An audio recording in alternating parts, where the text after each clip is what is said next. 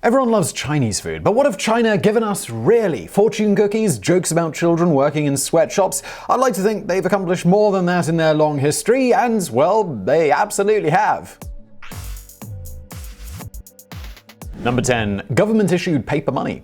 Paper money was first introduced in the 7th century as a way for wealthy merchants to avoid having to carry large quantities of heavy copper coins. Original banknotes were essentially bank slips with the amount of total money available to the merchant written on them, like our deposit receipts. These notes were initially used only by the very wealthy, but eventually they were circulated by the Song dynasty when there was a shortage of copper coins. They were called jiaozi. These notes did not replace copper coins. They were organized by region rather than having a national currency, and were more like credit notes with a time limit. A national currency was introduced in the 11th century using another Chinese original, woodblock printing.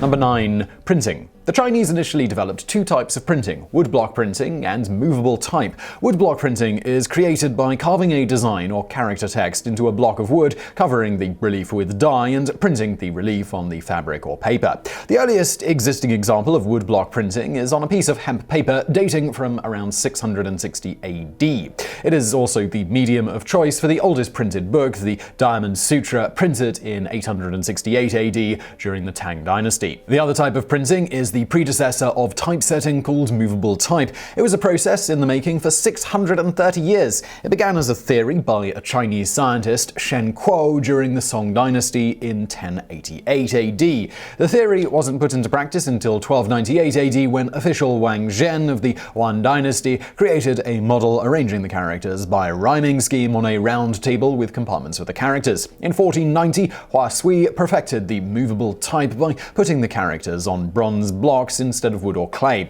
The final tweak was added in 1718 when porcelain enamel was used. Number 8.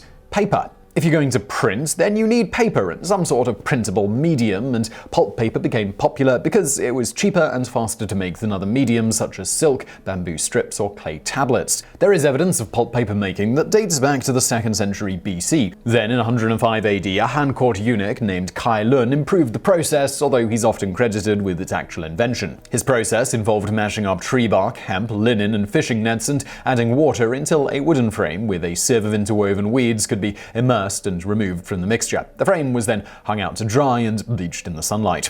Number 7. Gunpowder. Gunpowder's invention was actually an accident by Chinese alchemists in the 9th century. One of its first uses outside of the lab was for fireworks, which were used to ward off evil spirits starting in the 10th century. However, since at least 1044, it has been used as the destructive and explosive component that we all have come to know it as. It was originally used in flamethrowers, not joking, flame-tipped arrows, and a gunpowder whip arrow, for which I can't think of a modern equivalent. The first firearms did not appear until the 13th century and were used heavily by the Mongols in their exploits. The first recorded formula for gunpowder was relatively tame, as it was not capable of exploding, but it was still very flammable. By the 15th century, though, they had perfected 6 formulas for gunpowder, some with up to 91% nitrate, the chemical that makes gunpowder go boom. Number 6. Compass.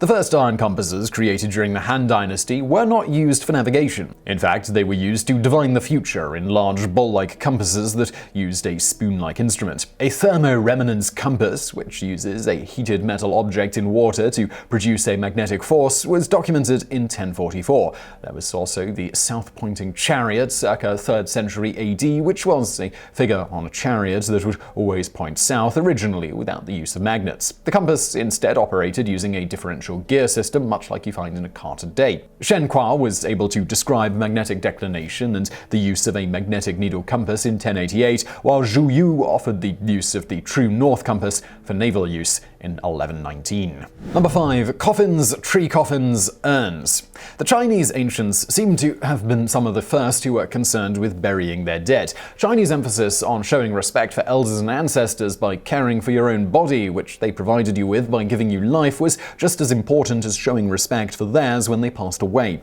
Evidence for the earliest coffins and urns have been found in China. The oldest coffin is dated around 5000 BC and holds a 4-year-old girl. The thickness of the coffin and the number of coffins were reflections of wealth or nobility. Also, the earliest known tree trunk coffins or boat coffins were of the Songzi culture and the Dawankou culture, with recorded dates between 4000 to 3000 BC and 4100 to 2600 BC respectively. Number 4. Fork and chopstick. While many people attend an Asian restaurant and attempt to eat with the traditional chopsticks, it would actually be far more traditional to use the fork that they provide for their diners. Bone forks have been discovered at multiple burial sites dating from the Xia dynasty, which was in power from 4205 to 1760 BC. Europeans wouldn't start using forks until roughly 4,000 years later. Forks were an exclusive dining tool for the ruling class and came in 2- and 3-pronged varieties like they do now. However, due to the nature of Chinese food customs, chopsticks became popular and much easier to come by. Because Chinese culture did not permit that meat should resemble their living form, it was cut into bite-sized pieces. Also, the communal nature of Chinese eating habits made chopsticks an easier tool to maneuver. Not only that, but the chopstick would pick up or divide virtually any cuisine that was presented, thereby making it a much more effective utensil than the fork. Number 3. Holistic health. Even more surprising than the invention of the fork was that Chinese medicine was onto some major health points before their time, such as good health through proper diet. In the 4th century, the royal court set imperial dietitians to guide the royal family down the road to healthy eating. In the Han Dynasty, Zhang Joijing found out through trial and error that certain foods would address symptoms of poor health. Imperial dietitian Hu Xiu published a similar book in 1330 that put together information on healthy diets dating from the 3rd century. Not only were they proponents of a variable diet, they were also the first endocrinologists, meaning that they were clued in and could address hormone imbalances before everyone else. In 110 BC, they were able to extract sex hormones from urine using gypsum and natural soaps like saponin. They could then use these extracted hormones to treat a wide variety of sex hormone issues, from erectile dysfunction to menstrual cramps. Number 2. Restaurant menu.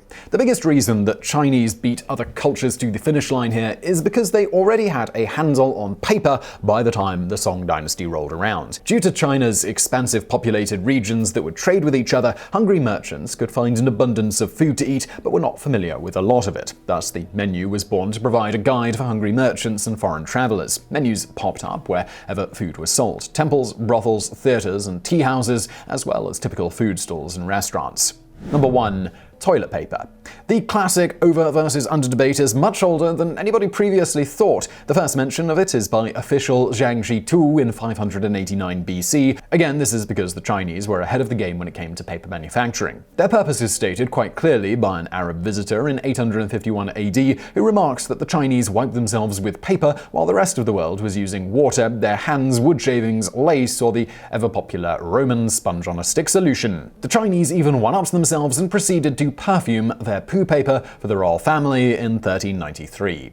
So I really hope you found that video interesting. If you did, please do hit that thumbs up button below. If you enjoyed this video, why not check out another channel I do called Today I Found Out? I'm going to link to that below. And as always, thank you for watching.